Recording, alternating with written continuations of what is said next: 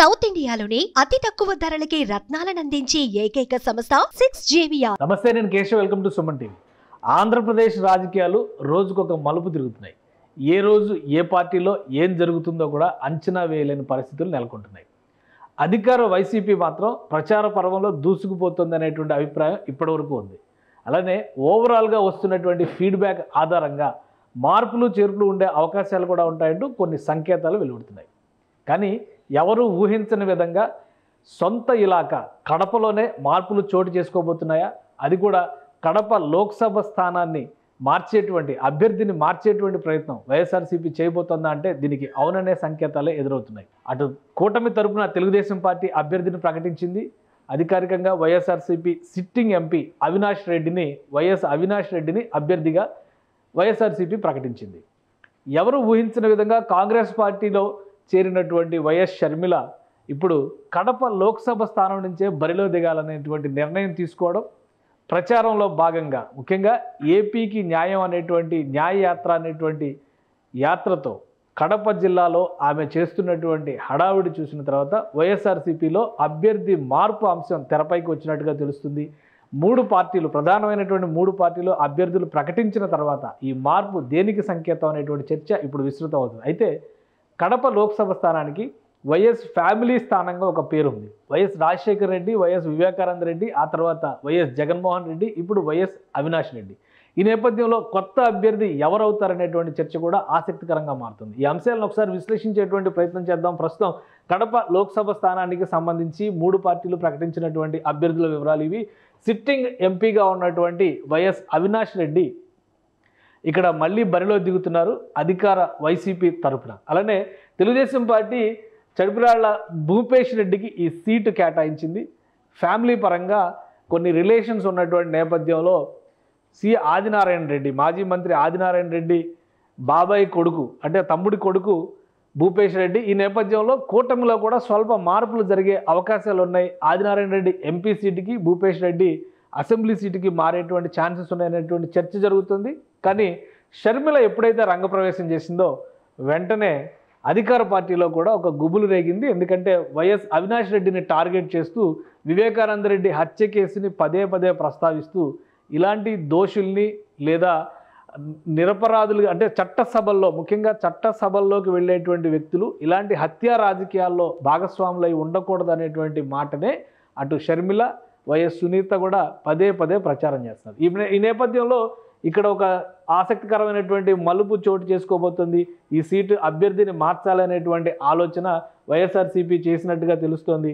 ఈ క్రమంలోనే అసలు కడప సీటు పరిస్థితి ఏంటి, కడప లోక్సభ స్థానంలో ఎవరి బలాలు ఏ విధంగా ఉంటాయి, అక్కడ మారిస్తే ఎవరికి ఛాన్స్ ఉంటుంది అనేటువంటి అంశాన్ని ఒకసారి విశ్లేషించేటువంటి ప్రయత్నం చేద్దాం. ఇది కడప లోక్సభ స్థానం హిస్టరీ కనుక చూస్తే గతంలో ఉన్నటువంటి చరిత్ర పూర్తిగా ఇది వైఎస్ ఫ్యామిలీకి కంచుకోట అని చెప్పాల్సినటువంటి పరిస్థితి ఉంటుంది. 1989 తర్వాత ఇక్కడ వైఎస్ ఫ్యామిలీ మాత్రమే ఎంపీ క్యాండిడేట్గా ఎంపీగా నిలవడం అనేది జరుగుతుంది. ఇక్కడ వచ్చేటువంటి నియోజకవర్గాలు ప్రధానంగా బద్వేలు, కడప, పులివెందుల, కమలాపురం, జమ్మలమడుగు, ప్రొద్దుటూరు, మైదుకూరు. ఈ నియోజకవర్గాల అన్నింటిలో కూడా వైఎస్ ఫ్యామిలీ అలానే వైఎస్ కుటుంబానికి సన్నిహితమైనటువంటి కుటుంబాల పట్టు మాత్రమే ఉన్నటువంటి పరిస్థితి. అందుకనే ఈ నియోజకవర్గాలన్నింటిలో అభ్యర్థులు ఎప్పుడు వాళ్ళే గెలుస్తున్నటువంటి పరిస్థితి. అలానే 1989 తర్వాత ఈ స్టోరీ చూస్తే ఒకసారి 1989 తర్వాత వైఎస్ రాజశేఖర రెడ్డి నిరంతరాయంగా ఇక్కడ గెలుస్తూ వస్తున్నటువంటి పరిస్థితి కనిపిస్తుంది.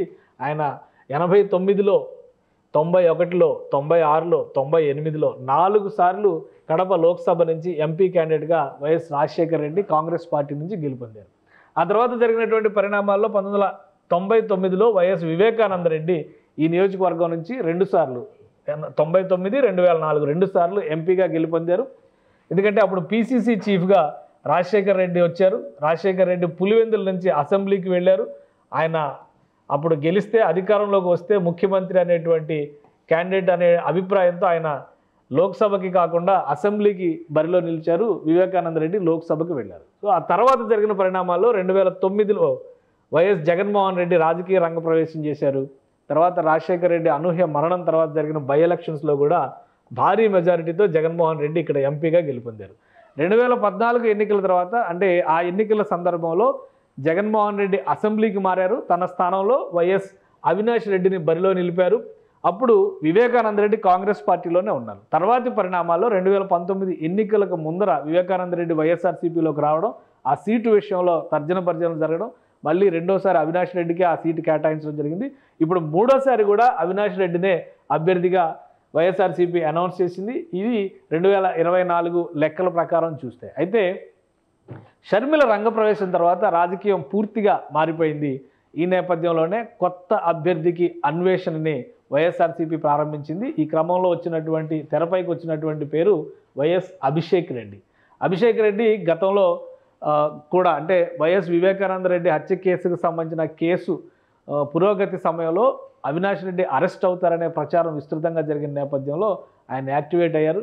వైఎస్ భాస్కర్ రెడ్డి, అవినాష్ రెడ్డి తండ్రి గారు అయినటువంటి భాస్కర్ రెడ్డి అన్నగారు వైఎస్ ప్రకాష్ రెడ్డి కుమారుడే ఈ అభిషేక్ రెడ్డి. అంటే ప్రస్తుతం ఈయన విశాఖలో స్థిరపడ్డారు, అక్కడ వైద్య వృత్తిలో ఉన్నారు. ఆర్థోపెడిక్స్లో అంటే ఎముకల స్పెషలిస్ట్గా ఆయన వైద్య వృత్తిలో ఉన్నటువంటి వ్యక్తి. అనూహ్యమైనటువంటి పరిణామాల నేపథ్యంలో వైఎస్ అవినాష్ రెడ్డి అరెస్టు తప్పదనే సంకేతాలు వచ్చిన సందర్భంలో ఆయన పూర్తిగా రాజకీయ రంగప్రవేశం చేసినటువంటి నాయకుడిగా అక్కడ ఇప్పుడున్నటువంటి కడప జిల్లాలో ముఖ్యంగా పులివెందుల దాని పరిసర జిల్లా నియోజకవర్గాల్లో విస్తృతంగా పర్యటనలు చేసినటువంటి అనుభవం కూడా ఉన్నటువంటి వ్యక్తి. అలానే వివేకానంద రెడ్డి హత్య కేసుకు సంబంధించినటువంటి చర్చ జరిగిన ప్రతిసారి అవినాష్ రెడ్డి అరెస్ట్ అనేటువంటి అంశం కూడా పదే పదే చర్చకు వస్తుంది. ఈ నేపథ్యంలోనే కొత్తగా అభిషేక్ రెడ్డిని అక్కడ పరిచయం చేయాల్సినటువంటి అవసరం లేకుండా ముందు జాగ్రత్తగానే ఆయన అక్కడ రంగప్రవేశం చేశారనేటువంటి చర్చ ఎంతకాలం జరిగింది. ఇప్పుడు అవినాష్ రెడ్డిని టార్గెట్గా షర్మిల చేసినటువంటి రాజకీయం గమనించిన తర్వాత వైఎస్ఆర్సీపీ కడప లోక్సభ అభ్యర్థిగా అభిషేక్ రెడ్డిని బరిలో నిలపాలని ఆశిస్తున్నట్టుగా తెలుస్తుంది. అలానే ఇప్పటికే అభిషేక్ రెడ్డి తన ప్రత్యేకమైనటువంటి టీంలు ఏర్పాటు చేసుకోవడం ద్వారా సోషల్ మీడియా ద్వారా కానీ అలానే ఆయా నియోజకవర్గాల్లో ఇబ్బందుల్లో ఉన్నటువంటి వ్యక్తులకి ఆసరాగా నిలిచేందుకు కూడా కొన్ని కార్యక్రమాలు చేపట్టినట్టుగా చెబుతున్నారు. ఈ క్రమంలోనే ఆయన ఎక్కువ పబ్లిక్లో కూడా ఫోకస్ అయ్యారు. కొన్ని కార్యక్రమాలు నిర్వహించేటువంటి క్రమంలో అటు జగన్మోహన్ రెడ్డి, భారతి అలానే అవినాష్ రెడ్డి వీళ్ళందరితో కలిసి నియోజకవర్గ ప్రజలతో మమేకం అవుతున్నటువంటి సందర్భాలు అనేకం ఉన్నాయనేది వైఎస్ఆర్సీపీలో ఉన్నటువంటి నాయకులే చెప్తున్నటువంటి పరిస్థితి ఉంది. సో ఈ క్రమంలో ఇప్పుడు ఉన్నటువంటి రాజకీయాలను బట్టి చూస్తే కనుక వైఎస్ ఫ్యామిలీలోనే ఒక అంతర్గతమైనటువంటి ఘర్షణ వాతావరణంగా మారినటువంటి ఈ అంశం పైన ఒక చర్చని లేవనెత్తేటువంటి పరిస్థితి అటు సొంత చెల్లెళ్లే చేపట్టినటువంటి తరుణంలో వైఎస్ అవినాష్ రెడ్డి స్థానంలో ఇతనిని రంగప్రవేశం చేయించాలనేటువంటి ఆలోచన జగన్ చేస్తున్నట్టుగా తెలుస్తోంది. సో ఈ క్రమంలో అభిషేక్ రెడ్డి అభ్యర్థిత్వాన్ని కనుక అక్కడి నుంచి కన్ఫర్మ్ చేస్తే ఇక్కడ నుంచి రాజశేఖర్ రెడ్డి డాక్టర్గా ఎంపీగా గెలిచారు. ఒక డాక్టర్గా అక్కడ నియోజకవర్గ పరిధిలో పేరు ప్రఖ్యాతులు సంపాదించుకొని ఎంపీగా గెలిచి సర్వీసెస్ చేశారనేటువంటి అభిప్రాయం ఉంది. అలానే వైద్య వృత్తిలోనే ఉన్నటువంటి అభిషేక్ రెడ్డికి కూడా విశాఖ పరిసర ప్రాంతాల్లో మంచి పేరుంది. అయితే రాజకీయంగా వస్తున్నటువంటి ఒత్తిళ్లను దృష్టిలో పెట్టుకొని కడప లోక్సభకి ఆయన అభ్యర్థిత్వాన్ని కన్ఫర్మ్ చేయాలనేటువంటి ఒత్తిడి కుటుంబ పరంగా కూడా ఒక నిర్ణయం తీసుకున్నట్టుగా తెలుస్తుంది. ఒకవేళ అదే నిజమైతే అతి త్వరలోనే కొన్ని సీట్లలో ముఖ్యంగా వైఎస్ఆర్సీపీ మొత్తం అన్ని సీట్లు అనౌన్స్ చేసినటువంటి నేపథ్యంలో కొన్ని సీట్ల పైన ప్రత్యేకమైనటువంటి ఫోకస్ పెడుతోంది. ఈ ఫోకస్లో భాగంగా ఒక 2 లోక్సభ సీట్లలో కూడా మార్పులు తప్పవు అనేటువంటి సంకేతాలు వస్తున్నాయి. ఒకవేళ అదే కనుక జరిగితే ఆ లోక్సభ సీట్ల జాబితాలో కడప లోక్సభ సీటు కూడా ఖచ్చితంగా ఉంటుంది. అక్కడి నుంచి అవినాష్ రెడ్డికి వరుసకి సోదరుడు అయ్యేటువంటి అంటే సోదరుడి కుమారుడు అయ్యేటువంటి అభిషేక్ రెడ్డి ఇక్కడ రంగంలోకి దిగుతారు. ఆయనకి ఇప్పటికే పులివెందుల దాని పరిసర ప్రాంతాల్లో జరిగేటువంటి అనేక కార్యక్రమాల్లో ముఖ్యంగా వైసీపీ నిర్వహించేటువంటి కార్యక్రమాలు అన్నింటిలో కూడా అభిషేక్ రెడ్డి అటెండ్ అవుతున్నట్టుగా తెలుస్తుంది. సో ఫ్యామిలీ పరంగా ఉన్నటువంటి రిలేషన్స్ వైఎస్ కుటుంబం వైఎస్ఆర్ ఫ్యామిలీకి సంబంధించినటువంటి 3వ తరం వారసుడు అనేటువంటి సంకేతాలు వైద్య వృత్తిలో ఉండడం అనేది కూడా ఈయనకి వ్యక్తిగతంగా కలిసి వస్తుందనేటువంటి అభిప్రాయం వ్యక్తం చేయడం. సో ఆల్మోస్ట్ జగన్మోహన్ రెడ్డి గారు ఈ అభ్యర్థిత్వానికి గ్రీన్ సిగ్నల్ ఇచ్చినట్టుగా తెలుస్తోంది. మార్పు అనేటువంటి అంశం పైన అంటే 2-3 రోజుల్లో కనీసం ఒక 10 అసెంబ్లీ స్థానాలకు సంబంధించి 2 లోక్సభ స్థానాలకు సంబంధించి వైఎస్ఆర్సీపీలో కొన్ని మార్పులు జరగబోతున్నట్టుగా తెలుస్తుంది. ఆ సందర్భంలో అభిషేక్ రెడ్డి అభ్యర్థిత్వాన్ని కడప పార్లమెంటు స్థానానికి సంబంధించి అనౌన్స్ చేసేటువంటి అవకాశాలు ఎక్కువగా కనిపిస్తున్నాయి. అవినాష్ రెడ్డికి అంటుకున్నటువంటి ఈ రాజకీయ హత్య అనేటువంటి మకిలి వలన పార్టీ కూడా నష్టపోయేటువంటి ప్రమాదం ఉంది అనేటువంటి అభిప్రాయం సొంత పార్టీలోని వ్యక్తులే కొందరు వ్యక్తం చేస్తున్నట్టుగా తెలుస్తుంది. ఈ క్రమంలోనే ఈ దిద్దుబాటు చర్యలకి జగన్మోహన్ రెడ్డి గ్రీన్ సిగ్నల్ ఇచ్చినట్టుగా తెలుస్తుంది.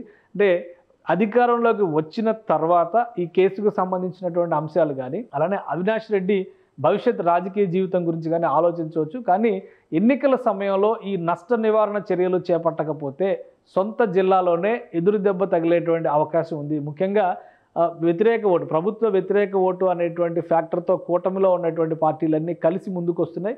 అలానే షర్మిల చేస్తున్నటువంటి కుటుంబంలో జరిగిన సంఘటనలపైన రాజకీయం వలన వైఎస్ఆర్సీపీ ఓటు బ్యాంకుకి గండి కొట్టేటువంటి అవకాశాలు ఉన్నాయనేటువంటి అభిప్రాయం ఇప్పటికే చాలామంది వ్యక్తం చేసినట్టుగా తెలుస్తుంది. ఈ అంశాలన్నింటినీ దృష్టిలో ఉంచుకునే ఈ దిద్దుబాటు చర్యలకి జగన్మోహన్ రెడ్డి గ్రీన్ సిగ్నల్ ఇచ్చారంటున్నారు. సో అదే క్రమంలో ఇటు కడప పార్లమెంటు స్థానంలో మార్పు జరుగుతుంది. మరొక పార్లమెంటు విషయంలో కూడా అంతర్గతంగా చర్చ జరుగుతున్నట్టుగా తెలుస్తుంది.